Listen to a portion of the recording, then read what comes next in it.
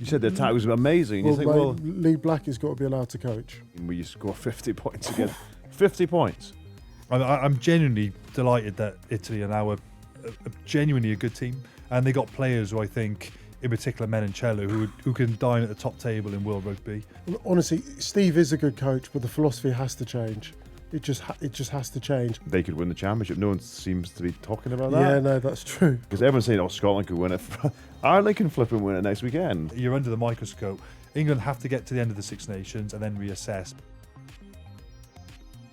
Welcome to Rugby Union Weekly. This is your one-stop shop weekend review of all of the activity that happens in the Six Nations. I am joined every single week by two former international captains in the shape of Sam Warburton and John Barclay. And last weekend was absolutely sensational. We chat about Italy's victorious victory over England in Rome, their first ever.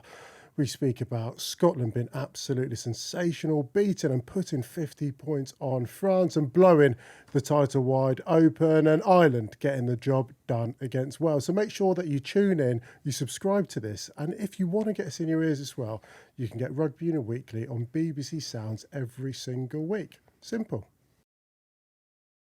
Gentlemen, Rugby Union Weekly, round 4.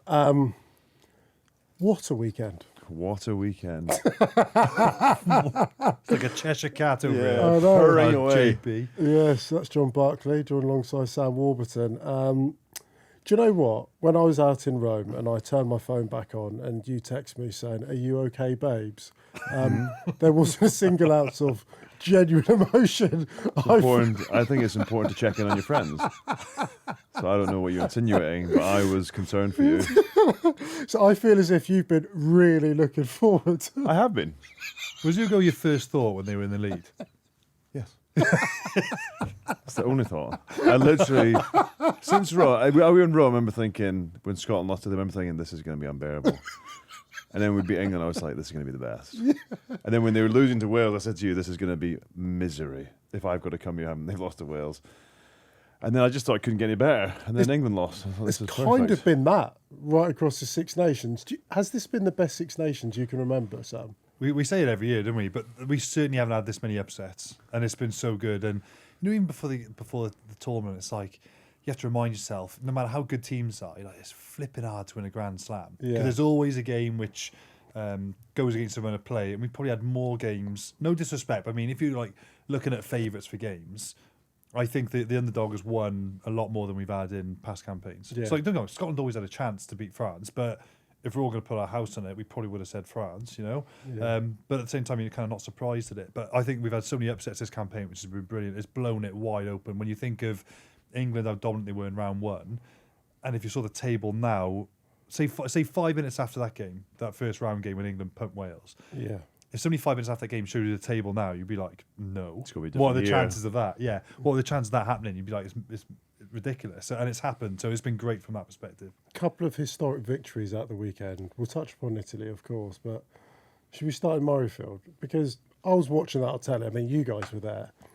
But the weather, It was. the anthems, and then 90 points combined across 80 minutes.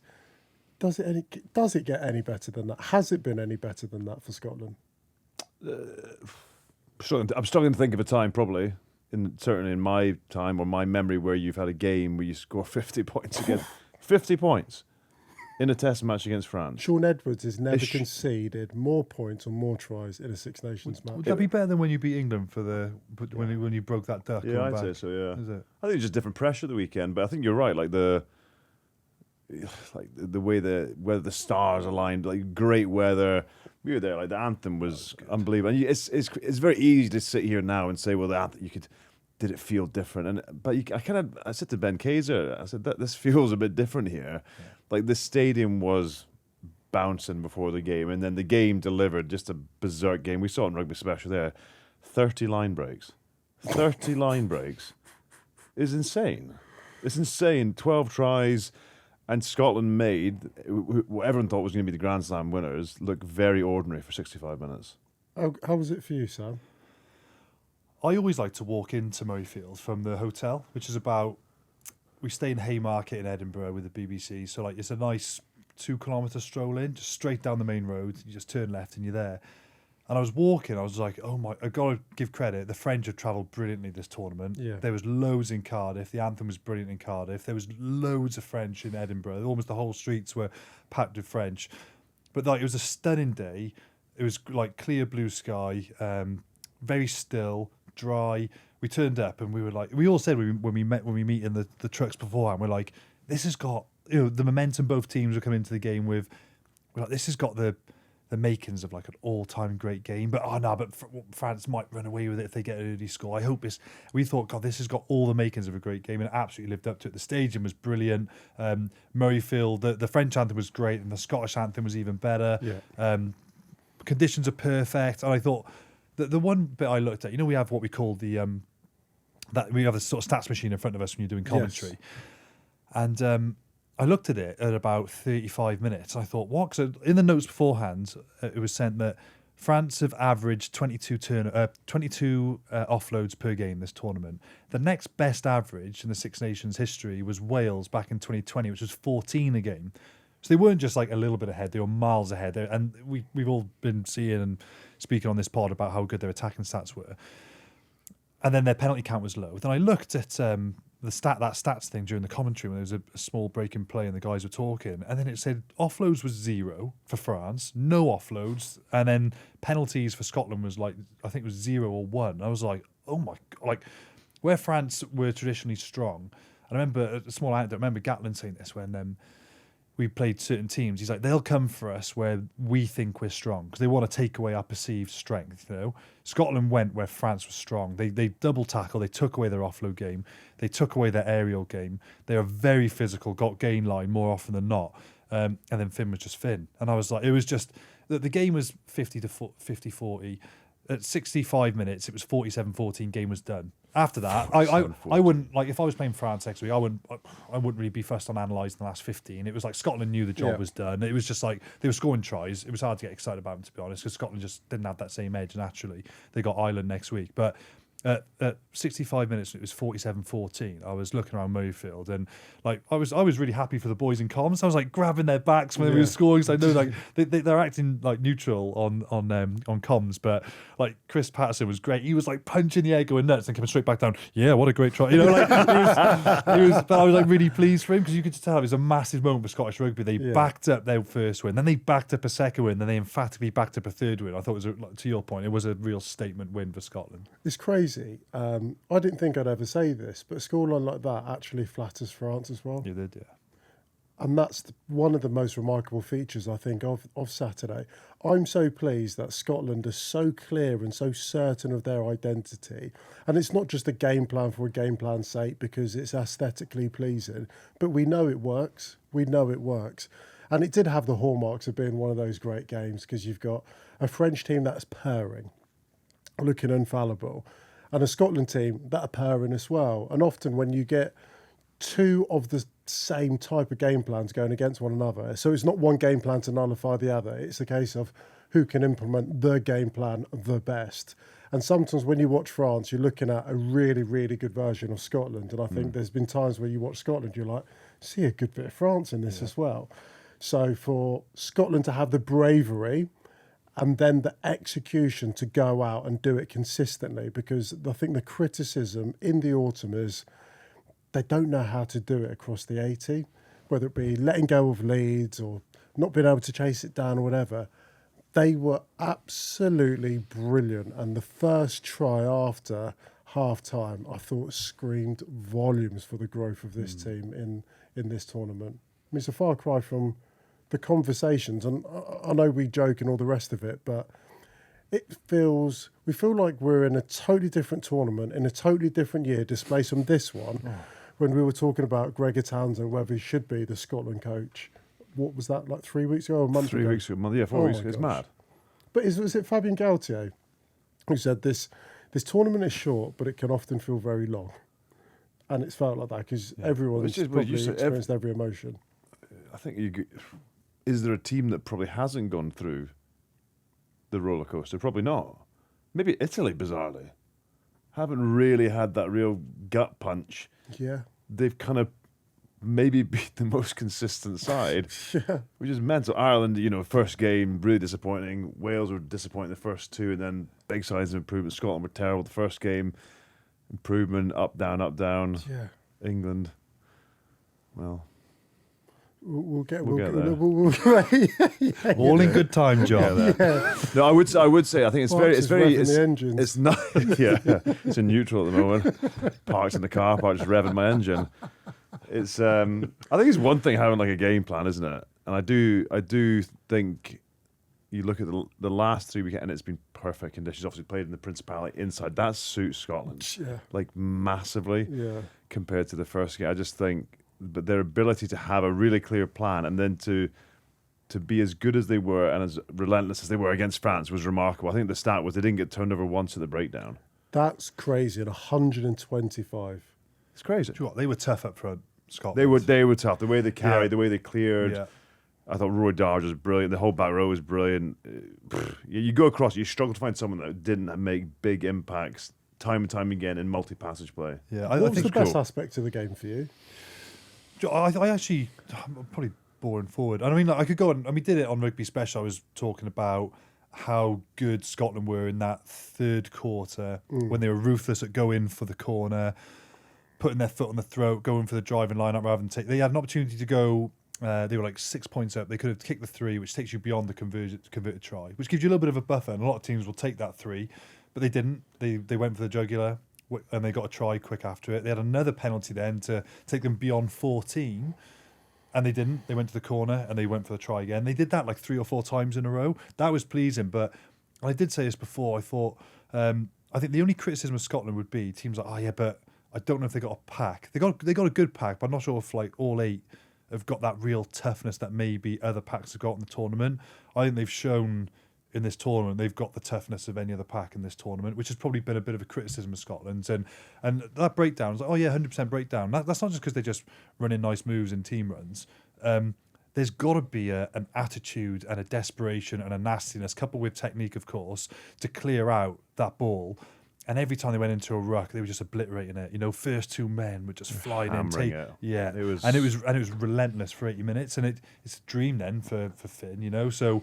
I think the forward pack need a massive pat on the back. They've been tough, they've been relentless, and they've been going for 80 minutes these last 3 rounds. And I think that's been a massive step forward for them. But can they do it on a wet day in Dublin? Time will tell.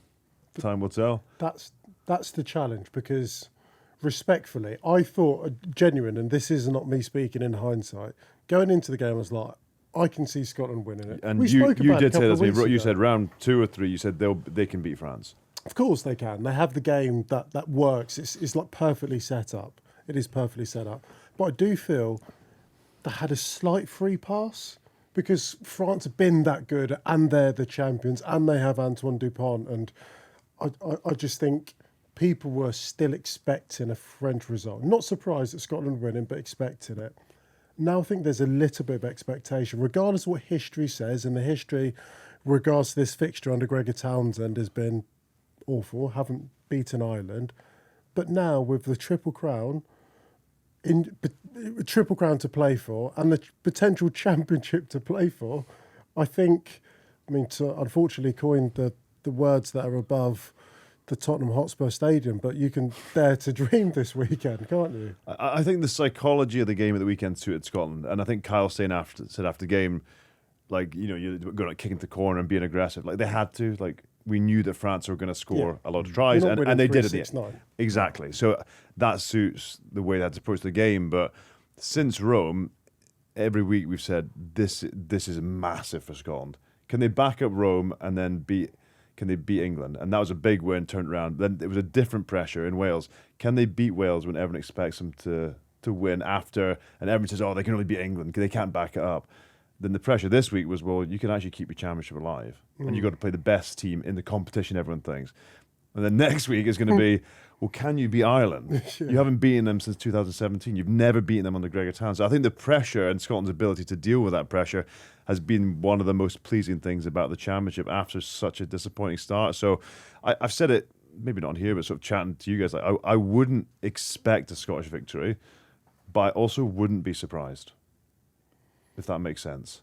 Because Scotland have the game to do it, and if they can bring the same level of intensity, accuracy, aggression, all those things, and get that backline moving. Yeah, my only concern is Ireland have an incredible ability to stop teams from playing. Yeah, for sure. And that's something which quite clearly Scotland haven't quite solved that puzzle yet. That's my only reservation. It's undoubted the quality and the threat that Scotland possess, coupled with that mental toughness which you're talking about. This is where I think they got a pack now who can go to Dublin and disrupt. Whereas before I would have been like, oh, I think Ireland will do them up front, you know, when Furlong is on song and McCarthy is on song, and they got that bit of that physicality which maybe that Scotland didn't have. And I look at, you think he might not be fit for the weekend, Dempsey, and then Pierce Schoeman like carrying Turner's explosive ball now, and I'm like, nah, they got a pack which can really, which can dominate. It's Ireland. I think Ireland are favourites to win, by the way. And if I had to say, I think it would be Ireland exceptionally good at home, but Scotland absolutely should go there believing they could win that. And like Triple Crown, and it was only brought to my attention today when we have our statistician here with us, and they 2 Triple Crowns in 80 years. You know, like, so even if they don't win the championship, and like, even if they did win the game 9-6, it's still massive for them to win 4 out of 5, have a Triple Crown in Dublin, a massive occasion for Scotland, you know, so all to play for. Do you think, regardless of what happens at the weekend, and of course we don't know, we'll speculate and talk about it all week, but with what they've done and how they've bounced back, would you accept that what Gregor Townsend and the boys have done as a successful Six Nations? Well, they're guaranteed to finish third, which is the highest that they finished in the championship. So they're improvement from last year. I think to finish second, there's a little nag in me that thinks not letting France get the bonus point, but maybe switching off a little bit defensively. Yeah. It was an exhausting game, high ball and play, but if Scotland win in Ireland, and then it's because of that bonus point when they're dominating a game, I just think how frustrating could that be? But I also think the growth of the team, I think if you said to them for the championship, you can have 4 wins. And by the way, the one you don't win is going to be Italy.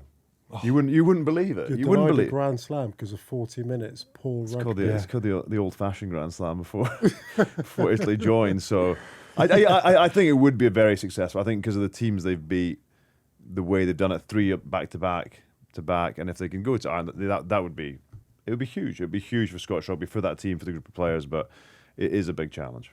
Big challenge faced by England.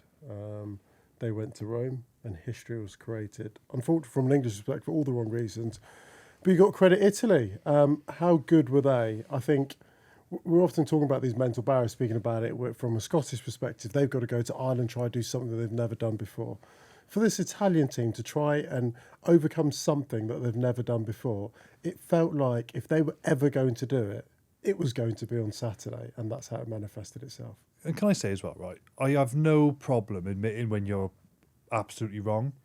And I remember, 3 years ago, I was probably sat in this chair and was deliberating relegation for Italy because they'd won 2 games in 50 in the championship, 36-7 games in a row lost, and they were by 20-point averages. And I'm so happy that they've proved me wrong, genuinely. Like, the tournament needs 6 really good teams, competitive teams, and I'm genuinely delighted that Italy are now a genuinely a good team, and they got players who I think, in particular Menoncello, who can dine at the top table in world rugby, which they probably haven't had since Sergio Parisse, but he was doing it as a lone ranger. No offence, disrespect to anyone else back there.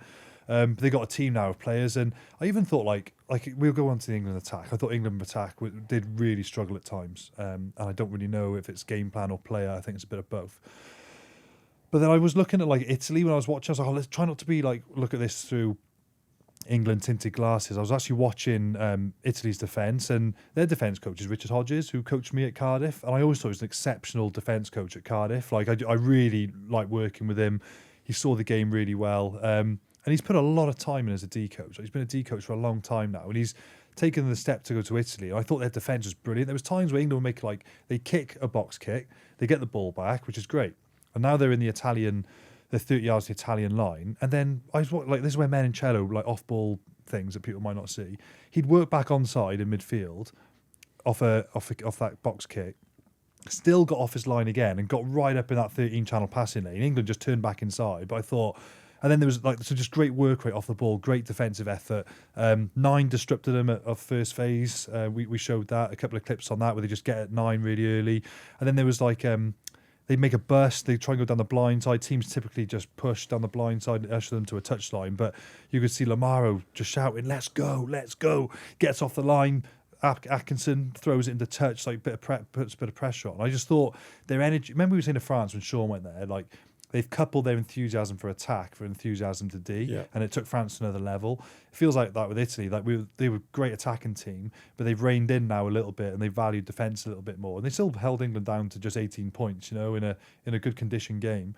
So I think their D has been much improved as well. England were poor in attack, don't get me wrong, but I think Italy were great and should really enjoy that victory. It was a great moment for them. John?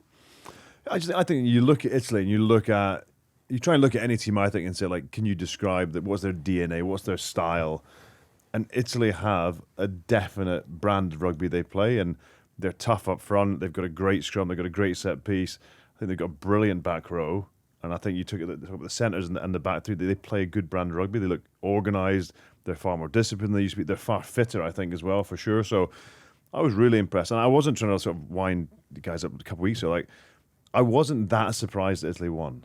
I wasn't, because I think they're probably that good. And Rassi Erasmus, I think, said before the championship or after they played South Africa in the autumns that he was so impressed by what he saw from them, he wouldn't be surprised if they finished top 3 in the Six Nations. So there's a lot of good in their game. There's a load of good. And they've got world-class players, but also I think the standard of the guys that maybe aren't probably a Menoncello, there's not many of those around, but those guys, that core international level for them is much higher than it's ever been. Like Garbisi now. Remember we were looking at his games 2 or 3 years ago as a young 10. Now this loads of error. Yeah, loads of errors. But now this guy's in his 5th Six Nations campaign, playing top 14 week in, week out. He looks like it now. He looks like a test 10, and they've got those combinations which England don't have. I think Steve Borthwick was right to make a lot of changes, but I know combinations count for a lot. And I was chatting to one of the Welsh analysts going back last year, and their concern was they look at all the top teams who've won Six Nations and who've won World Cups.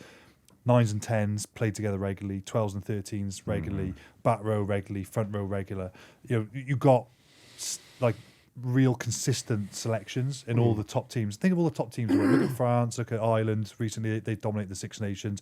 Look at South Africa. All the top teams have done well in big tournaments, have combinations. Yeah. England, and I said it when I did it in my column, I was like, the only consideration is there is 0 combination, or there's very few combinations in that back line, and it looked like it from an attack perspective. Combinations do count at this level. Yeah, Italy have some wonderful combinations. You kind of look at them across the last 25 years, and they have had the odd superstar, Sergio Parise, the most obvious, maybe the greatest Italian rugby player of all time.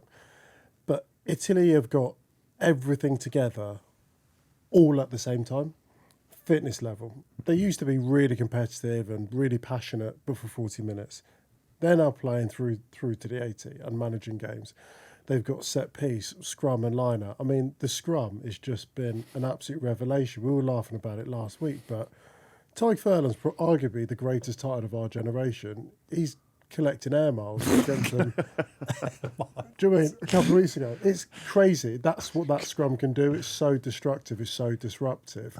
They've now got a brilliant defence, and I love how aggressive, how high and tight the 13s and the wingers are getting, and just challenging you. If you want to go, you want a long looping ball over the top, go on, we will scramble. And then they've got star quality and individual brilliance. And it was 2 individual moments of brilliance at the weekend, both created from Menoncello. His line was just excellent. And then his hit and spin and power, and then linking up with Marnie to finish, that was outstanding. But I think for me, just in terms of Italy, for Italy to beat England, you expect them to have been a 10 out of 10. They weren't. No. Yeah, that's a good point. point. And it wasn't even their best team. They're missing so many players. Yeah. No Capuozzo, no Tadaro, missing Negri up front. Mate, they're missing lads. They've got a long injury list, and they weren't brilliant at the weekend. There were parts of the game where they went up to the coach's box and Gonzalo Casado's pulling his hair out. Yeah. They managed it really poorly. You think of the yellow card they gave, of course we'll touch upon England, but this isn't a game where you're thinking this is the best performance you've ever seen. This is Italy playing within their potential, but then finding a way to win. And that's a huge credit for the space that Italy are currently in. No, I agree. And I think it's interesting that kind of people saying that England have never lost to Italy before, and using that almost as a, I don't mean this like the wrong, but like a currency that it won't happen. That's, you got a team like you say, all the good that's going on in Italian rugby, and we'll get on to saying all the stuff that they're struggling with. It's like I said, they didn't play that well, but they right. won't get to England. They didn't need to play that well. Yeah, no, they didn't. I mean, there's obviously a few issues, and we're going to touch upon them. The one I can't quite get my head around, and it's easy just to blurt out stats. I'm going to ask you as to why you think it might be, but 7 yellow cards and a red card in 4 matches is nuts. I remember being sat here a few weeks ago after the Wales match when they did a job and looked really comfortable, and we all sat here, and it's an obvious statement to make. If England have that level of discipline going into next week against Scotland, they won't win. And you won't win against Ireland, and you won't win against Italy. How have they not fixed it? And what's the root cause of the ill discipline? Again, it's just my opinion. Might be right or wrong. I think they invite so much pressure upon themselves. You look at the work you're asking. We said it a couple of weeks ago. The work you're asking players to do defensively and defensive frailty in their team, and I think you invite pressure. And the example I'll give is France before the weekend had given away 17 penalties in the championship. So averaging, less than 6 a match. Against Scotland, when they're put under loads of pressure, what happens? Was it 10? 10. So you almost double your penalty count. And I think England invite pressure on themselves, whether it's through lack of execution, whether it's through poor decision making in defence, how they set up in defence. But I think that is why you give away penalties when you're under pressure. You're going to give away 5, 6, 7 penalties a game. Add some pressure on that number's going to double. That's what happens. Like good influences around you. I'm not saying England haven't got these, but like just constant messaging when you get to those moments. And I think of like the great Paul O'Connell when I played with him, and he was on the edge. That guy, he played the game very confrontationally, physically, didn't he? But it was always, you had to be very clever with it. Like you could never spill over your emotion so that you're just giving away dull penalties. And he would always bark that, like when you're in that 60-minute zone, just like no penalties. And I remember then, you see these guys when you're young coming through, and then you play with them, and then you go back to yours. And when you get to those critical moments, you're like, no penalties. It's worth defending an extra 3 phases than chasing a ruck hard, when you shouldn't need to. And Sean Edwards would I couldn't think of so many times he'd pull the flip chart over, and then he'd just have 2 words. It would just be intelligent aggression. Like, you're on that edge, but you're always thinking. And when I'm looking at the mistakes that England made from 55 to 65, they're not thinking in that mindset, whereas, right, game's in the balance, got to play on the edge, but I'm thinking all the time. Like, so, for example, like the Mara incident, I'm going to go over and take 9. Actually, now, you know what? It's only first phase. We're defending them all. Let's go into phase play. Let's be patient in phase play, maybe force them to a kick. Like, you don't have to chase it too hard. And they were chasing it too hard. There was a hands on the floor. Is that penalty. desperation? Yeah, it's pressure, it's a bit of desperation. But that's where you haven't got that intelligent aggression, But sometimes you don't have it. But players are around the field just barking it. Like, right, this is like, we had Jamie Roberts who'd recognise these moments. He was our defensive leader. And we call it a red set. So whenever we felt that the tide was turning, and like more than Jamie could call this in, but because sometimes, you need intel from all over the pitch, there'd be times where like you might be jogging back to defend the line out, and then Jamie would be like, red set, and then like it'd go into Biggs would feed it to us, then everyone's just shouting red set, and it just means that like extra hostile, extra aggressive, but we're thinking and no pens, and let's just go phases and let them make the mistake rather than us chase it. And I'm not making out we were perfect, but like England didn't have that intelligent mindset in that 10 minutes. There was 4 or 5 errors. It was a high pressure throw to the tail of a line out where they competed. 2 penalties at breakdown. There was an underhill high tackle. They were sloppy at a breakdown, where Italy kicked forward and they won a turnover. Like that's the game. There was 4 penalties in 7 minutes. Gone. game's gone. And it's when they should have had momentum because Nicotero went off. They were 18-10 up and they lost control in that moment. So that's where I think some people have been saying there's a lack of leadership. I actually thought Murray had a brilliant game up until that point. He was excellent. He was actually at his best, winning turnovers. He was great. But there was just this 7-minute period where it just all went wrong, and that's when the game completely unravelled and Menoncello scored soon after that. It's wild because if I look at England over the last 12 months, they became so good at winning these tight games. I go back to the Six Nations last year. By all accounts, and we credit them because of the outcome, against Scotland when Scotland opened them up at home, but they found a way to win. Against France, they rode their luck and they worked really hard to stay in the game when they beat France. You look at New Zealand in the autumn, they found a way to win. And it's amazing when you just lose a little bit of confidence and you start chasing things you wouldn't ordinarily do. And sometimes, and it's an instinct perhaps, but you almost forget instinctively what to do in those high pressure moments. Because it just felt when the pressure dial was turned up in that game, and actually the pressure wasn't on England. No. It was all on Italy. Yeah. They were the one down to 14 men. And by the way, I'm having this conversation 24 hours later. My heart rate's at 65 and it's very easy. Yeah. I'm not in the Stadio Olimpico having made 20 tackles, having lost the last 2 matches where everyone is wondering what's going on. So it's very different to be able to have this level of thought, and insight. So, but the pressure was on Italy. It was them that needed to find solutions, and then England offered them the way out by poor discipline, yellow cards, 2 yellow cards in that moment, and all of a sudden, it wasn't just an adrenaline shot to the team. It was I was stood there, pitch side. They believed again. I'm laughing because I'm thinking of when I've learnt these hard lessons when I was a young. But the mistakes weren't made by young players; they were by guys who should have learnt these lessons by now. But I remember when I was young. We were playing Scotland and we were in the lead and I flew into a ruck to counter ruck. There was no point.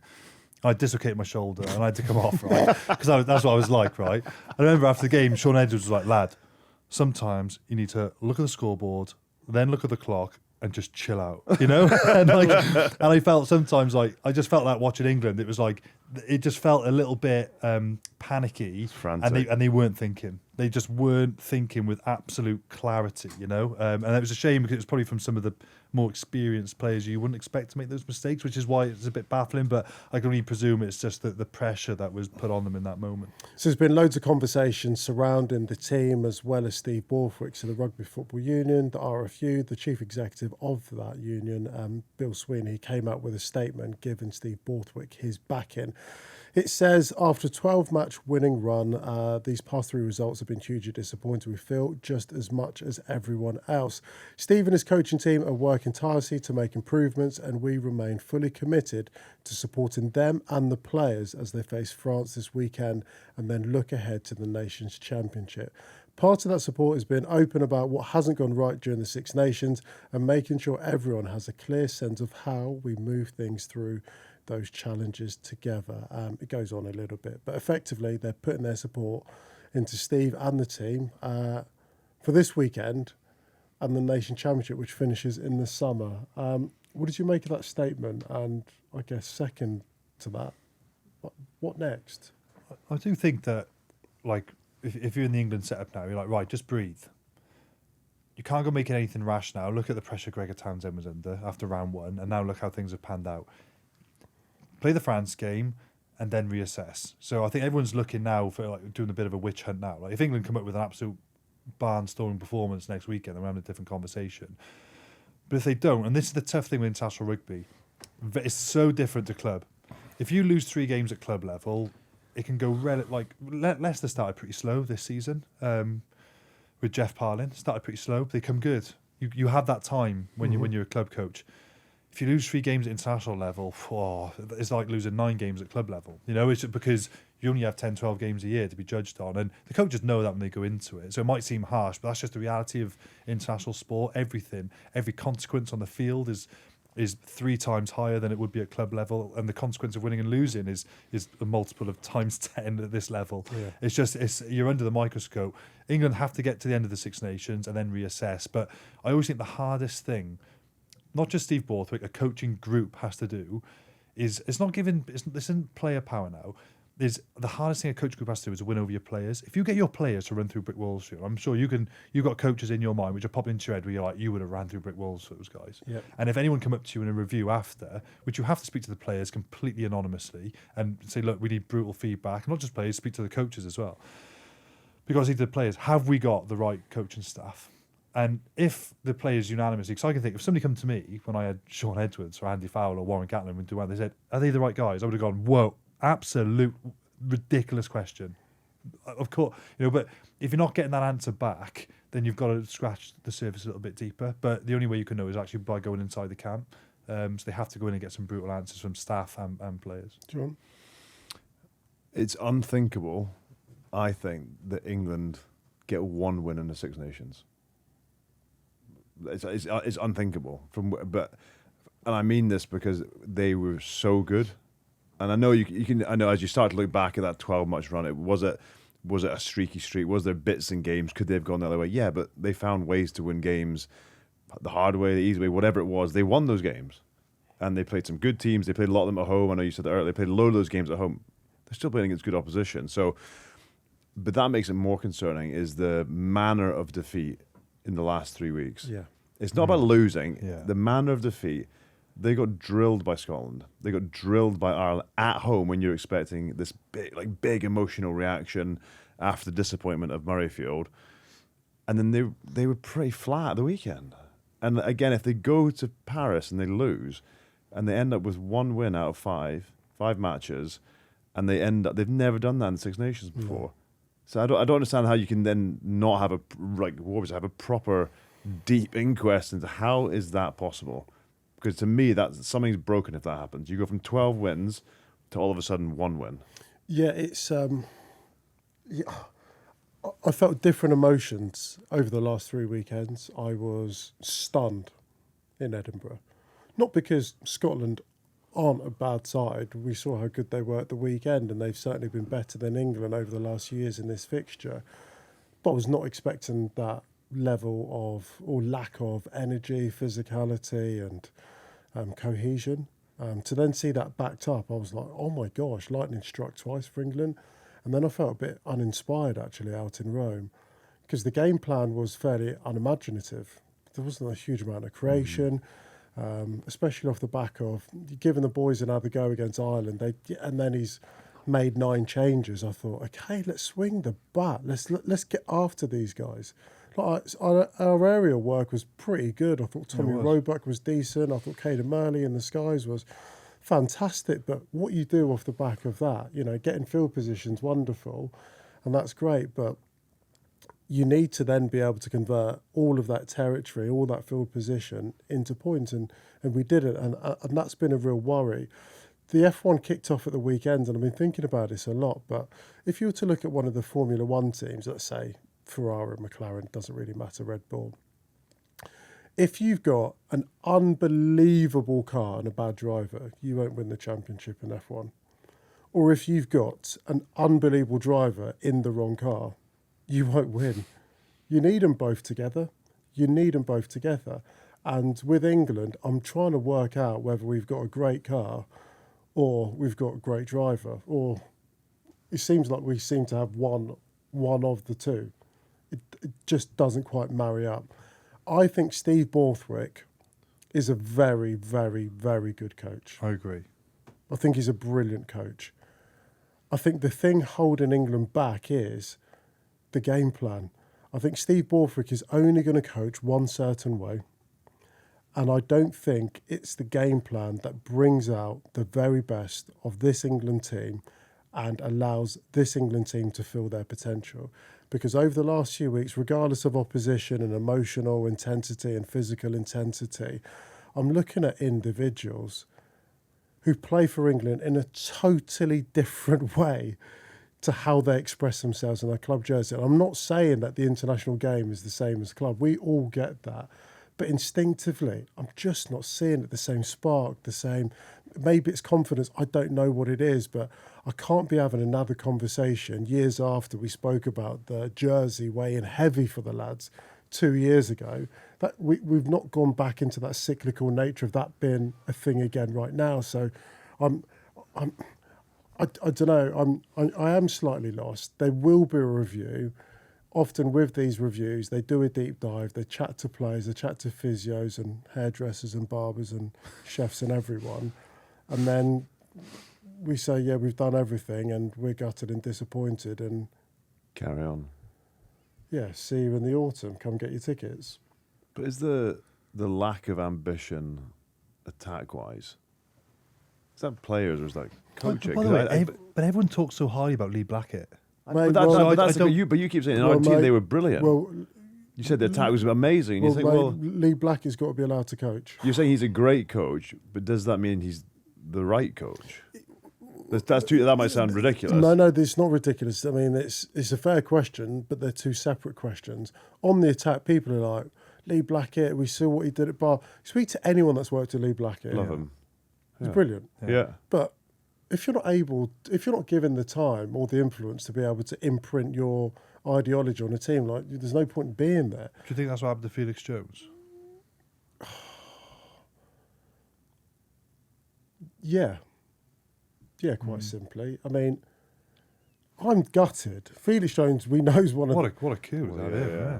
when he signed. And There's you're something like, Someone's not right. Surely you have to ask why, Felix. Why? What?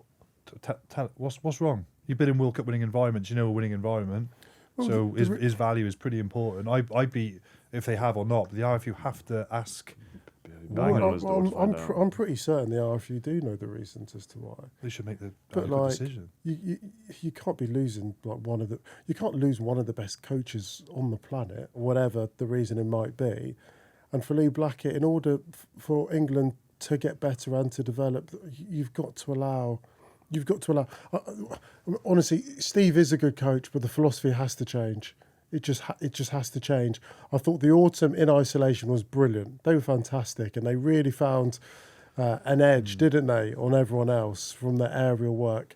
But the worry is, and the legacy of that autumn is, it feels like they got validation of the things that's actually not progressing their game going forward now. Because on Saturday, all they did was double down on their aerial game, but we haven't seen an enhancement or a progression improvement on their attacking game with ball in hand. Players who are instinctive players seem to have lost their instinct when they put a white jersey on. So it's really curious. Nothing's going to be sorted or solved. Of course, it's fully focused. The team is staying out in Italy. They go to Paris. They go to Paris this weekend, and that's going to be their challenge. And then we'll see what. What result in Paris do you think raises more of like there might need to be a change here? What's acceptable in Paris, do you think? Well, I will answer that. And I think they had a really tough task going to Rome, because I asked the question Saturday morning at breakfast, what result or performance against Italy do you think will satisfy the fans?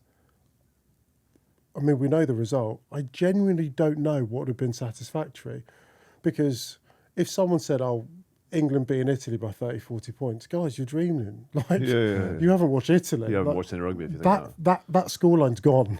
Yeah. That doesn't happen anymore. So had England won by 5 points, I don't think anyone would have been satisfied. So I think the challenge that they had was actually a really tricky proposition. A drop goal in the last minute after playing brilliantly, would that have turned the noise down on the criticism?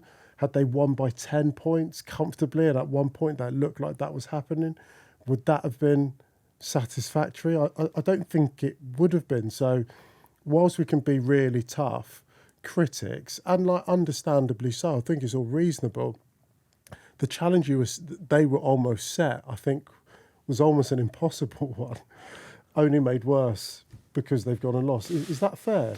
Yeah, I don't necessarily think it was about how many points they won by to make it satisfactory. I think the nature of the two performances before that, it needed to be like a much more rounded performance.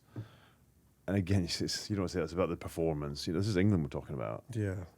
It's about winning and the performance. But I think that the two previous games have been so bad. I think it's the lack of progression. Yeah, you think, well, I look at attack, just one thing on that, you think, like, well, why is their attack not clicking? You think, you spoke about the combinations there. It's like, well, you got different 9-10, you got different 10-12, different 12-13, different 10-12-13, different, you see the time it takes to get that. Is that part of it? I don't know. It's just That's the worry, because I now don't know what's their what team? Steve does this weekend. Does he double down, or does he rip it up again? And I think it's fair what I'm about to say. So many people have said Steve Borthwick, as a national coach, has had more power and more time than any other national coach before them.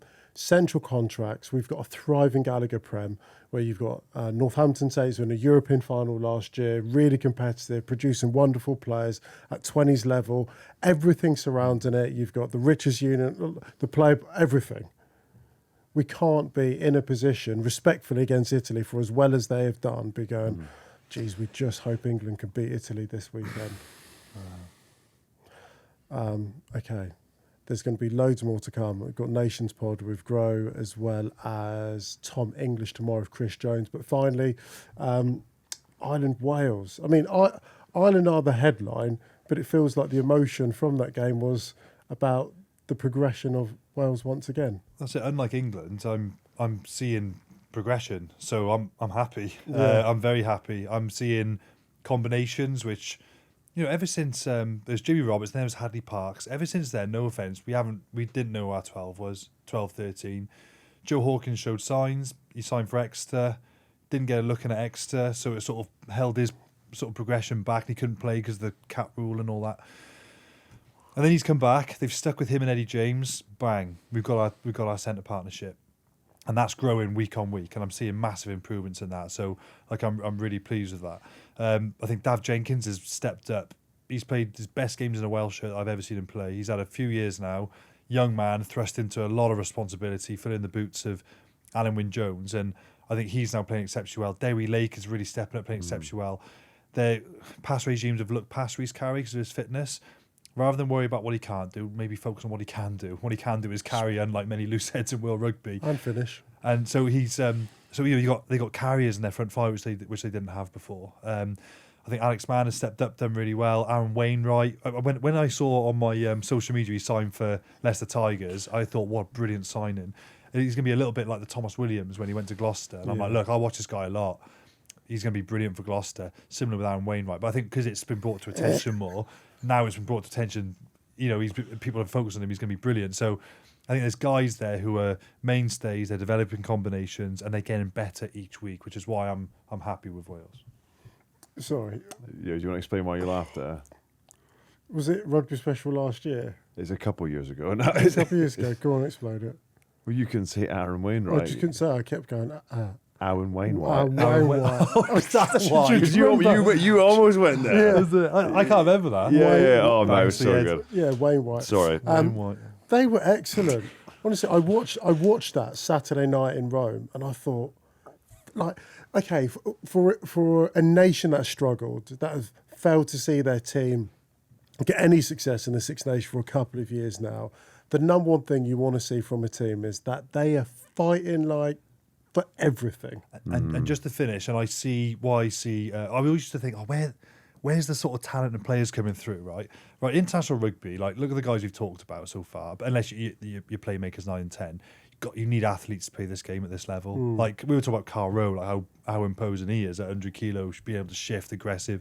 I look at Wales' backline now, Joe Hawkins at 12, Eddie James, big man, 6'4", 6'5" at 13. Hennessy comes off the bench. He's got a young man, 6'4", 6'5". Zammit, 6'3". Mason Grady, 6'4", 6'5", can shift. I'm looking at players now who, given another couple of years at this level, are then going to be 23, 24, 25 with 20, 30 caps under their belt. I'm like, right.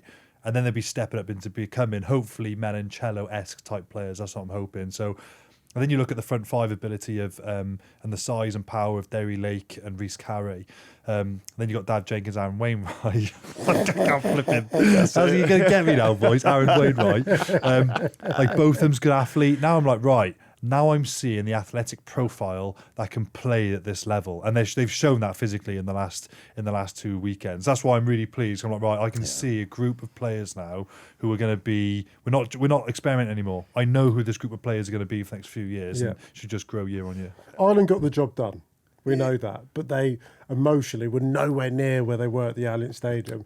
With that in mind, does that slightly concern you that they have another couple of gears to get to this weekend with Scotland in town? See, I kind of disagree because I think we were saying earlier we're Italy at their best, probably not against England. I think Ireland had to play really well, and there was a spell in that game, like I think it was like 15 minutes in, and you saw like Ireland's attack when it's at its They've been best. attacking good. It's relentless, and I'm thinking, are we going to see like a bad scoreline here for Wales? And I thought Wales stuck to their guns physically. Some of the collisions with Carey and Derry Lake and some of the guys up front, I thought they were brilliant. So I thought Ireland were made to work really hard for it, like big start. And I actually probably got away with it. It was definitely a forward pass for the try for Osborne, I think it was. Was there blocking for the Jack Conan try? Was there blocking for... there was moments. So like Wales attack isn't probably where it needs to be, but defensively much improved. So to answer your question, I think Ireland probably have got a bit more in them, and there's the emotional high of going to the Alliance and winning away from home when pressure's on. It's a different kind of pressure. Can they build up knowing they could win the championship? No one seems to be talking about that. Yeah, no, that's true. Everyone's are they or am I living in a little echo chamber here? Because everyone's saying, Scotland could win it. Ireland can flip and win it next weekend. It's England hard. got to rock up, that's all. Yeah, that's I mean, they're looking at England doing them a job. That's going to be the last game as well. And I've been in that situation where with Wales, we beat Italy by like 20, 30 points, and we were first in the championship, and it was on Super Saturday, and we were first game. So we were like, yes, we're at the top. And then, do you remember you played Ireland in Murrayfield, and it didn't go well for Scotland. Then we slipped down to second. And then there was that crazy England-France game where France done a job on England then. So we went from first to third in like 2 hours. It was always deflating post-match. But that's what could happen. So Ireland or Scotland could put in the best performance of the championship, and then they're then in the hands of England, really. What do England decide to do? It's going to be a brilliant Super Saturday. I think there's going to be plenty more twists and turns coming. I do hope so. Sam, you'd have been part of like massive Welsh efforts under Warren Gatland and the likes of Sean Edwards. When you've made 300 tackles at the weekend, how do you rest, recover, and build yourself up for what feels like another massive game against Italy this Honestly, weekend? You don't. I remember we played Ireland, I played Ireland, and it was like a similar 240 tackle game. I was doing a team run on the Friday, and I couldn't line up lift because my shoulders were in so much pain. And I remember Gethin Jenkins went to go fuming because I missed a line out lift. We didn't max out at the top. And he was like, who's lifted that? And it was Warbs. Oh, don't worry. Like, 'cause he just knew my shoulders were in bits. I was like letting out groans every time I was lifting. And I remember thinking, I haven't recovered. So it's going to be a big task for Wales to back up after that.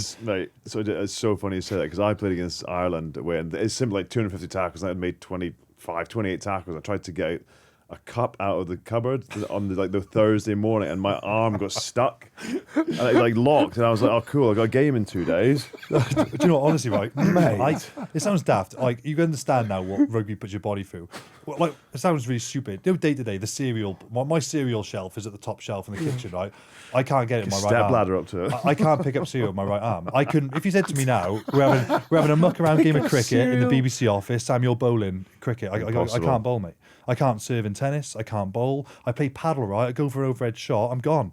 Like, boys, my shoulder's gone. Like, I'm in pain. Like, it wrecks your body. Six Nations rugby is brutal, mate. It is brutal. And so, Wales will find it hard to recover. They've got to be they can't push the lads this week. Look, you're in week 7 of the tournament now. I mean, week 7 because you've been together 2 weeks before and had a fallow. You know the moves. You don't need to get the boys to emotionally peak in the week. My advice just freshen them up. The best they can do is just turn up fresh. Don't need to pump them in training. Yeah, trust them that they know their role and they'll take the field. This is exactly where the extra fallow of last year's competition would have been heaven sent to Wales. But it's all geared up to be an incredible final weekend of Six Nations Super Saturday rugby. Okay, predictions. I mean, and we're fools to even be entering into this territory. We haven't learned. No, we haven't learned. Do you know what? There's going to be an upset to what we think. Like, it's just the way it is. Would you consider Wales beating Italy an upset?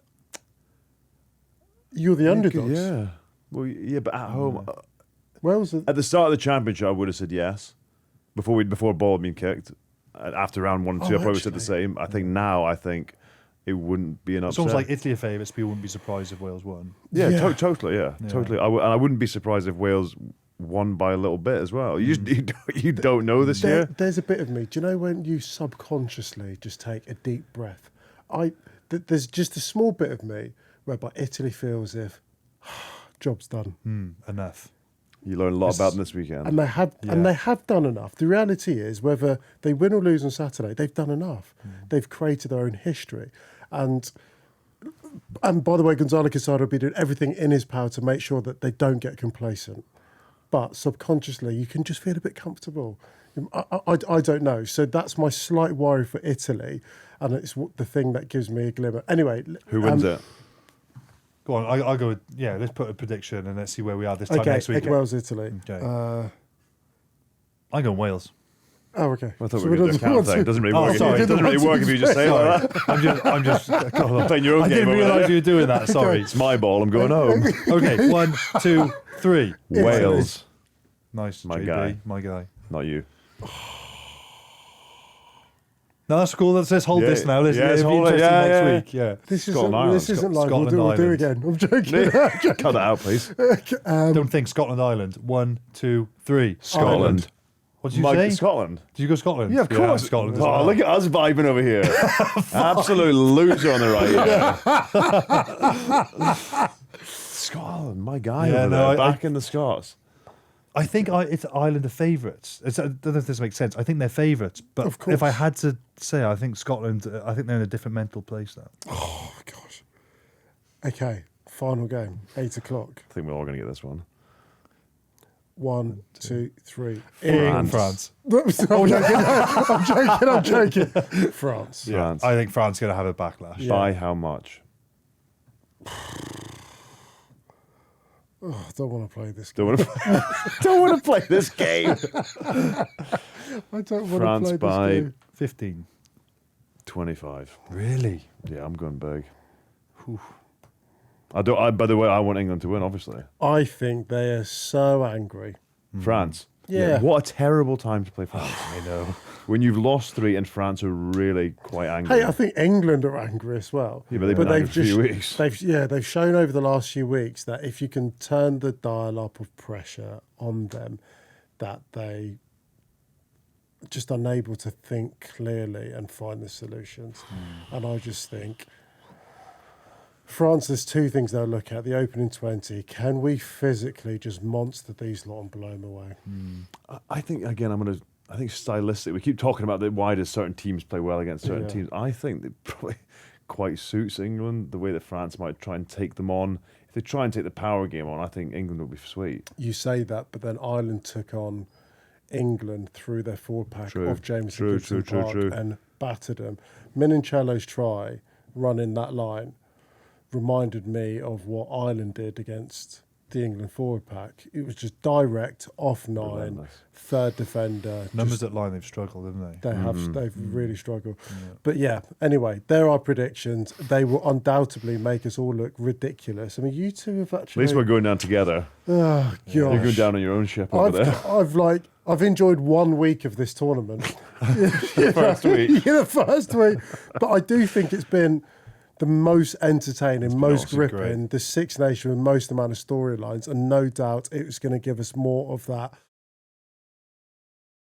Thanks so much for watching this episode of Rugby Union Weekly. Don't forget to hit the subscribe button. And if you want to get it in audio and podcast form, all you got to do is search for Rugby Union Weekly on BBC Sounds. There'll be match highlights every single week and a pod dropping every single day. So Rugby Union Weekly during the Six Nations becomes Rugby Union Daily. So don't miss out. Make sure you hit the subscribe button and we'll see you again very soon.